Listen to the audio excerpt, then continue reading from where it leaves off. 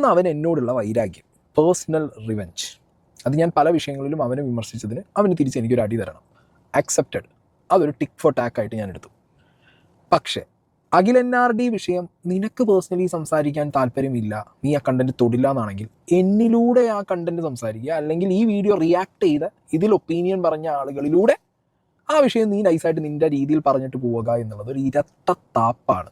നീ അത് മറ്റേത് വിചാരിക്കരുത്, നീ ഒരു ബുദ്ധിമാനാണ്, നിനക്ക് മാത്രമേ ബുദ്ധിയുള്ളൂ എന്ന് വിചാരിക്കരുത്. എന്നോട് വെറുപ്പുള്ള, എന്നോട് ദേഷ്യമുള്ളവർ ചിലപ്പോൾ നിൻ്റെ വീഡിയോ കണ്ടിട്ട് ഏജൻറ്റ് കോമാളി, ഏജൻറ്റ് അങ്ങനെ ഇങ്ങനെ എന്നൊക്കെ നിന്നെ മാസാക്കി പറഞ്ഞാലും നീ ഒളിപ്പിച്ച് കടത്തിയ സാധനം മനസ്സിലാക്കാനുള്ള ബുദ്ധി എനിക്കുണ്ട്. കാരണം നീ ആ വിഷയത്തിൽ വീഡിയോ ചെയ്തപ്പോൾ മോണിറ്റൈസേഷൻ ഓഫാക്കി വെച്ചിട്ടൊന്നുമല്ലോ വീഡിയോ ചെയ്ത്. ഞാൻ എൻ്റെ വീഡിയോയിൽ എവിടെയും ഒരു മാരകമായ വൃത്തികെട്ട ലാംഗ്വേജ്, മോശമാക്കുന്ന രീതിയിലുള്ള ഏതെങ്കിലും രീതിയിലൊരു ഷെയ്മിങ്ങോ ആ വീഡിയോയിൽ സംസാരിക്കാത്തിടത്തോളം കാലം ഞാൻ എൻ്റെ സുഹൃത്തായ വ്യക്തിയെ വിളിച്ചു എന്ന് പറയുന്നിടത്ത് എന്ത് തെറ്റാണുള്ളത്?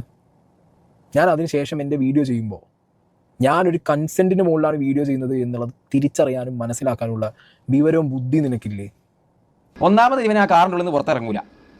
എന്നെ ജീവിതത്തിൽ ആകെ ഒരൊറ്റ വട്ടം ഇവൻ വിളിച്ചിട്ടുള്ളൂ. പലവട്ടം ഞാൻ കണ്ടിട്ടുണ്ട് പല സ്ഥലത്തുനിന്നും. ഇവൻ ആകെ എന്നെ വിളിച്ചിട്ടുള്ളത് ഒരൊറ്റ വട്ടം. അന്നാണെങ്കിൽ അരമണിക്കൂർ സംസാരിച്ചിട്ടുണ്ട്. എന്നെ മാക്സിമം ഉരുട്ടി മറച്ചിടാൻ നോക്കി. എന്തില്? ഇവരുടെ ഒരു തൊലഞ്ഞ സംഘടന ഉണ്ട്, കേരള ഇൻഫ്ലുവൻസേഴ്സ് കമ്മ്യൂണിറ്റി. ഇവൻ അതിൻ്റെ സെക്രട്ടറിയും കരിപ്പൂടി അതിൻ്റെ പ്രസിഡന്റും അങ്ങനെ എന്തോ ആണ്.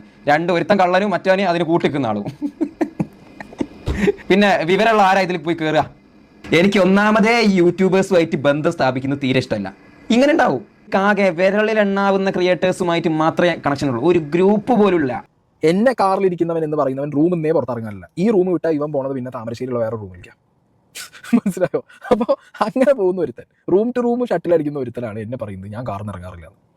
എൻ്റെ പൊന്നഷ്കറെ, ഞാൻ നിന്നെ ഒരു സംഘടനയിലേക്ക് ക്ഷണിച്ച് വിളിച്ചിട്ടുണ്ടെങ്കിൽ ഞാൻ കേരളത്തിൽ അറിയാവുന്ന ഈ യൂട്യൂബ് സർക്കിളിലെ എല്ലാവരെയും ഒരു വെൽഫെയർ സംഘടന ഉണ്ടാക്കി, ഒരു കൂട്ടായ്മ ഉണ്ടാക്കി. കാരണം നമ്മൾ ഇന്നും തൊഴിലിടമല്ല, ആരും ഇത് തൊഴിലായിട്ട് കാണുന്നില്ല.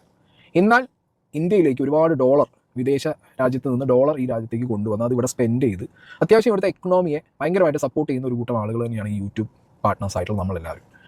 നമുക്കും പ്രശ്നങ്ങൾ വരും, നമ്മൾ നാളെ ഒറ്റക്കെട്ടായിട്ട് നിൽക്കണം എന്നുള്ള നല്ല ഉദ്ദേശത്തോട് കൂടി തുടങ്ങിയ ഒരു സംഘടനയാണ്. സംഘടന തുടങ്ങിയത് എൻ്റെ ലാഭത്തിനോ ഖാദറിൻ്റെ ലാഭത്തിനോ വേണ്ടിയല്ല.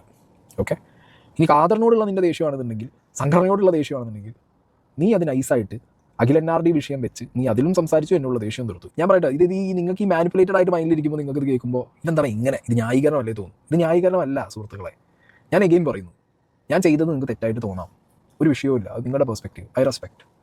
പക്ഷേ ഇതേ തെറ്റ് ചെയ്ത ആൾക്കാർ വന്നിരുന്ന് എന്നെ വിമർശിക്കുമ്പോൾ, അതേ തെറ്റ് വെച്ചിട്ട് തന്നെ വിമർശിക്കും. അവർ തെറ്റ് എന്ന് പറഞ്ഞ കാര്യം തന്നെ അവർ എടുത്തു വെച്ചിട്ട് വീണ്ടും അവർ ചെയ്തുകൊണ്ട് തന്നെ വിമർശിക്കുമ്പോൾ ഇതൊരുമാതിരി ഷക്കീല വന്ന് മിയാ ഖലീഫിനെ വെടിയാന്ന് വിളിച്ച പോലത്തെ അവസ്ഥയാണ്.